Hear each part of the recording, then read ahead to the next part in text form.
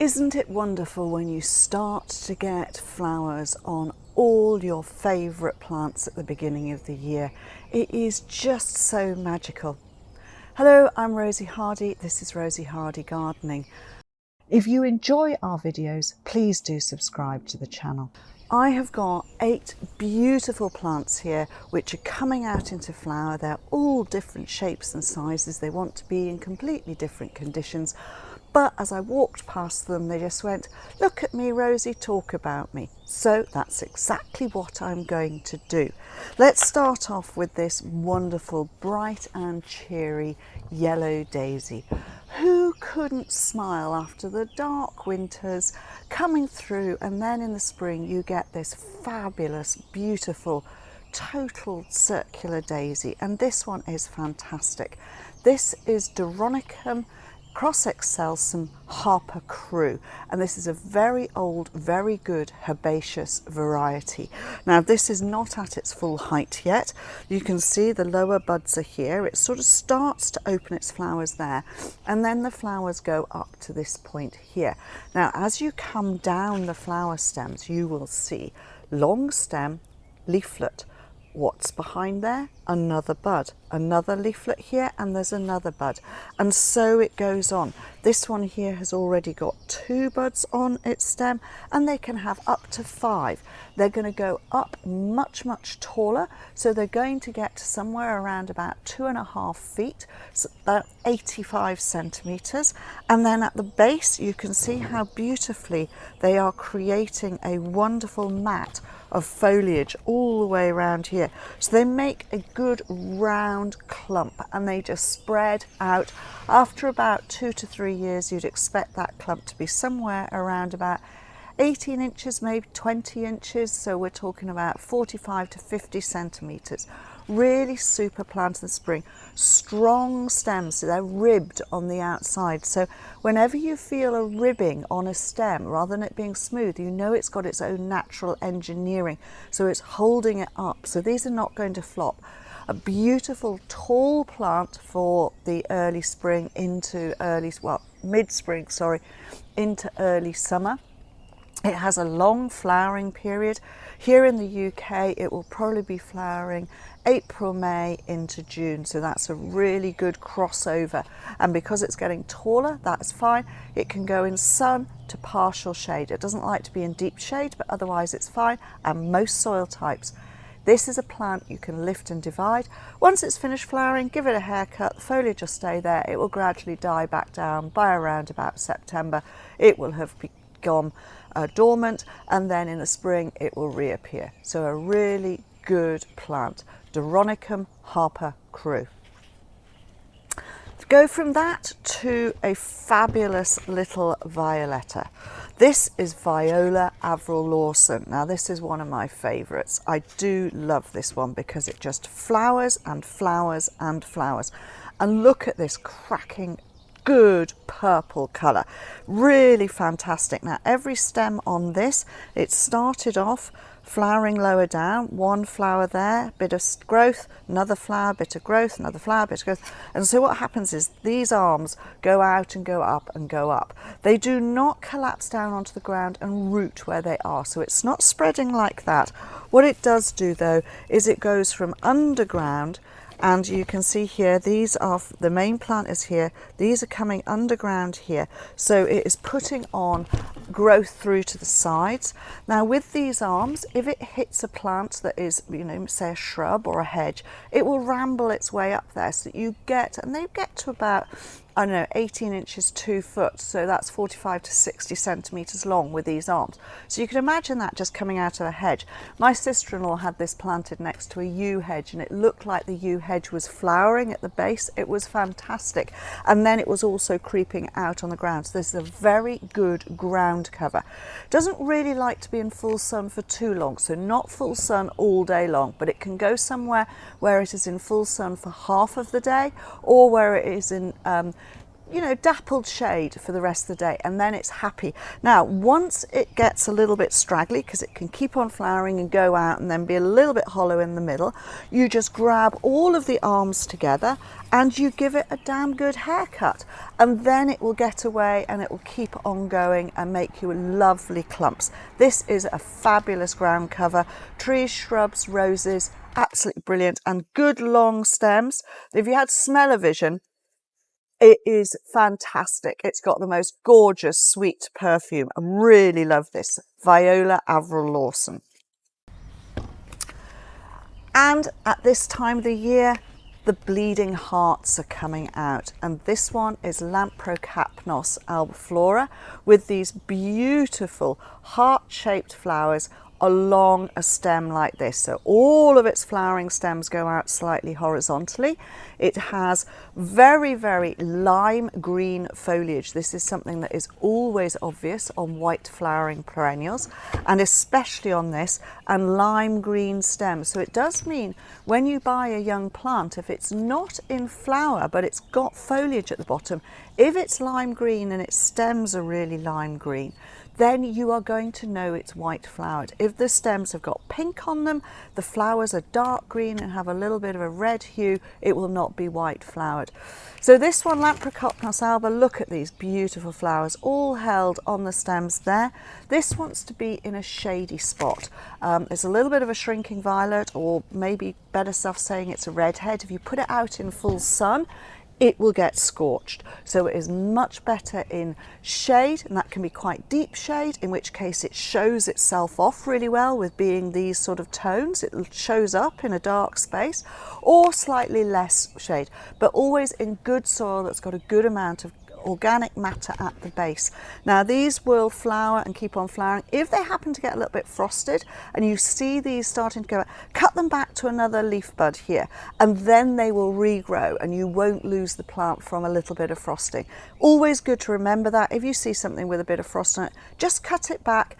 It will come back through, especially if it's a herbaceous perennial. So that is a very good trick. These are lovely. They'll flower again right the way through till probably the end of June. If they dry out a little bit, then, you know, just give them a little bit of extra water. They don't like drying out completely. Lamprocapnos alba. Then this little beauty. Now this is one of the first plants I ever grew as a child. This is Pulsatilla, and this is Pulsatilla Røde Klokke, and look at the colour in there. Absolutely gorgeous. Now I love these as they're coming out up in bud, as well as the fact that when they're open, this is a beautiful head. Now we're in the morning here at the moment, and this flower closed up overnight. Now a lot of flowers do that. Now my usual way of saying that is that basically they don't want pollinating at night by pollinating insects. Well, pollinating insects could still get in there. What they're trying to do is they're trying to keep the center, they're trying to keep all of their reproductive parts warmer. So by closing up the cup like that, just as it's going dusk, they keep the warmth in the base of the actual flower, so that the pollen and the anthers and all of that, the style, don't get too cold. So it's a protective mechanism. And then once we get to the daylight and it's sunny again, they open up and you get this huge big flower and this gorgeous red. It's absolutely wonderful. But what I love about these is the way that the buds, look at these hairy outer leaves on the outside here, these bracts, beautiful soft fluffiness, and then the outside of the flower has got that soft fluffiness as well. So they're really intricate when you look at them. Now these are not going to get huge. They will get to a maximum of 10 inches high, so sort of 20 centimeters at the most, and about the same around. They never make big plants. They love to sit proud of the soil as well. They like airflow around the base. They want a hot, dry, sunny, free draining, probably rubble type soil, because that's where they naturally come from, and then they will be very happy. Don't try and lift them and move them. They don't like disturbance. If you want to reproduce them, get seed from them or buy another plant in a different colour and then collect your seed. Pulsatilla vulgaris Røde Klokke. Moving from those to what have I got over here? I've got one of the first of our geums to come into flower. We've got quite a lot of them, but this little new variety, this is Tempo Rose, is so divine. It's gorgeous. It has got semi-nodding buds. It's not as nodding as the Rivali type, so its buds are sitting at this sort of thing. Beautiful burgundy stems, and then this lovely dark calyxes on the back of the bud, and then it opens up to this semi-double flower here. They're not huge, but they have masses of them, so each flower head here has got about 5 buds on it, so you're going to get that lovely look. And then they flower and they look at you. It's not like they're hanging their heads, they're looking at you, and they've got a beautiful center. It's a lovely soft color.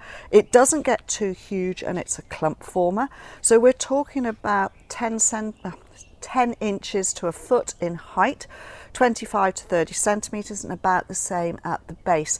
But it is a beautiful thing. It flowers early. It will give you a secondary flower as well, not as much flower as the first one, but that is always good. So this one will go in a sunnyish position, moderate soil, and then, you know, it'll just free flower. Good for the front of the border. Lovely little thing.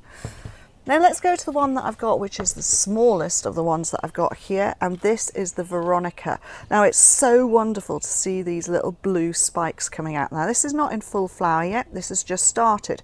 So it's got these large blue flowers at the bottom here. It's got this flower spike with this bud coming through, but if you carefully look at the base of it, it's got more flower spikes coming through. So unlike some of the gentianoides forms, this has the first flower spike and then it has secondary flower spikes coming on. It lasts for much longer. This is one for sunny positions. So this has got Camurialiae in its breeding, which is a alpine form. This one is Mountain Breeze, and it makes these tight round rosettes at the base, and then these flowers come up, and it has secondary flower as well. So it flowers for a good length of time. Now these have got to extend and come up, so at the moment it's very low, but when it's in full flower, probably around about 6 to 8 inches, so somewhere around about 15 to 20 centimeters, and then a maximum of 15 to 20 centimeters, 10 inches round as a clump. Brilliant for gravel gardens, alpine troughs, crevice gardens, that sort of thing. Good in the front of a border where it is free draining soil. This is a wonderful little Veronica. Veronica Mountain Breeze, and because it's got these little rosettes, you can pull them off and divide it that way. So that is that one. Then we go to this beauty, which has got the most amazing colours on here. This is a Lathyrus. So this is one of the spring flowering peas. This is a vetch, and it is fantastic. Look at the amount of growth there is on there. So what you see above ground like that, going to a tight neck, you have below ground in its roots and stuff. Now, because it's a pea, it has got little nodules on its roots which will nitrogen fix, so it can go in porous soils without it being a problem. This has been flowering for a while, and what you get is you get 2 colorations. So the actual full flower is this wonderful purple like this, and then as it goes over, it fades to blue. So that's actually quite an interesting form. This one is known as Maroon because it is such a dark colour, and it is just flowering, flowering, flowering. We've got some flowers which were the initial starting flowers already gone over and going to seed, and then we have got masses, as with this stem here. You can see this, how the stems are going. So it comes up, it puts on its first flower here, then it puts on another stem, you've got another flower here, then you've got more flower coming here. So every stem will have up to 5 lots of flower off each stem, so it's still going to go out a little bit further. It will make a foot 30 centimeters by a foot 30 centimeters as a beautiful clump. It is a very hardy little plant, down to -30, so it's a really tough little thing. This will come from seed, but you will get seedling variation.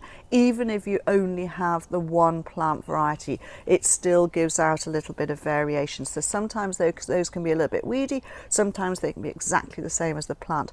Do not try and split it, it hates being divided. So you're better off taking young tip cuttings if you can do. It flowers for a good period in the spring. Then once it has finished, You can give it a dead head and you'll find every now and again in the summer it will put up a few more flowers. This wants to go in sun or part shade. If you're putting it in sun, don't have it in full sun all day long. Give it, you know, sort of maybe 5 or 6 hours of sun and then it goes into shade. Either morning or afternoon is absolutely fine, or in underneath trees which are very high elevation so there is available light, but it is a happy bunny. Lathyrus, vernus, Maroon. And the last one of my 8 that I had here for talking about lovely spring beauties here is fantastic, is this little Epimedium. Now this is Epimedium grandiflorum. Epimedium grandiflorum is one of the forms that is deciduous, so it does not give you any leaf over the winter time, but what it does do in the spring is it comes up and it is a clump former, it's not a spreader, so beautiful clumps, and up comes the leaf and up comes the flower all at the same time. Beautiful bronze coloration on these wonderful leaves, it's fantastic. And then you get these lovely big white flowers, so they're white on the inside and they've got a slightly purple hue on the back there, but really beautiful. And this has still got to flower for quite a long period. Once it has finished flowering, the flowers will die back, the foliage will come up a little bit higher, and then you will be left with this wonderful foliage mound right the way through until the autumn. And in the autumn, this foliage goes fantastic autumn colours before it defoliates, so that is great. It is divisible, which is fantastic. You do that in the autumn, or you could do it early spring when you first see it coming through, whichever is easiest for you. It likes shade, so a shady position is better for it. It will tolerate drier shade once it is established, so you need to establish it in the first year, make sure that you give it good enough water. Once its roots have gone down, then it will be fine. Otherwise, put it in a shady spot, plenty of leaf litter. It doesn't have to be totally wet, that's what I'm trying to say, and it will be a happy bunny. So this is Epimedium grandiflorum. If you want to watch another video of mine, YouTube thinks this one is perfect for you.